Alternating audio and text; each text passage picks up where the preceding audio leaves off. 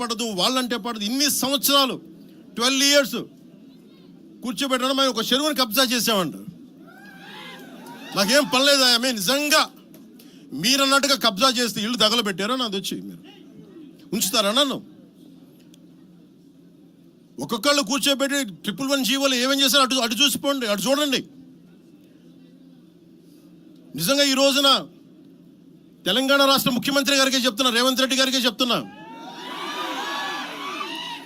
ఆయనంటే నాకు ఇష్టం, ఆయనంటే గౌరవం నాకు. కానీ వారికే నేను చెప్తా ఉన్నా, తెలంగాణ ప్రభుత్వానికే చెప్తున్నా, పవన్ కళ్యాణ్ కనుక ఆ చెరువుని మీరు ఒక చెరువును ఆక్యుపై చేసుకున్నాడంటే సంతోషంగా చెప్తున్నా, ఈ రోజున తెలంగాణ ప్రభుత్వానికి రాసి ఇచ్చేస్తున్నారు. అలాగే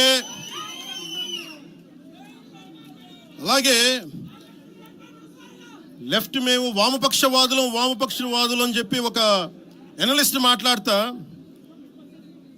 ఇది ఎలా ఉంటుందంటే, ప్రపంచ కార్మికులారా ఏకం కండి అని చెప్పే వామపక్ష భావజాలం ఈ రోజున ప్రాంతీయతకు వచ్చింది. ఆ వామపక్ష భావజాలం చెప్పే వ్యక్తి అనలిస్ట్ ప్రకారం ప్రపంచ కార్మికులారా ఏకం కండి చెప్పే వామపక్ష భావజాలం ఈరోజు ఎక్కడికి వచ్చింది? ఆయన చెప్పిన విధానం ప్రకారం ప్రాంతీయతకు వచ్చింది.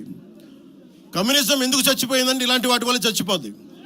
ఈరోజు గద్దర్ గురించి మాట్లాడతారు. బండెనక బండి కట్టి 16 బండ్లు కట్టి ఏ బండిలో పోతాం నైజాం సర్కారోడా అంటే అది ఈరోజు మాకు వచ్చిన ప్రేమ కాదు. మాకు అది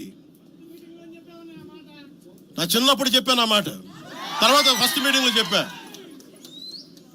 గద్దర్ గారు బతుకున్నప్పుడు మీరందరూ ఏమయ్యారా? గద్దరన్న బతుకున్నప్పుడు మీరందరూ ఎక్కడున్నారు? గద్దరన్న వెన్నులో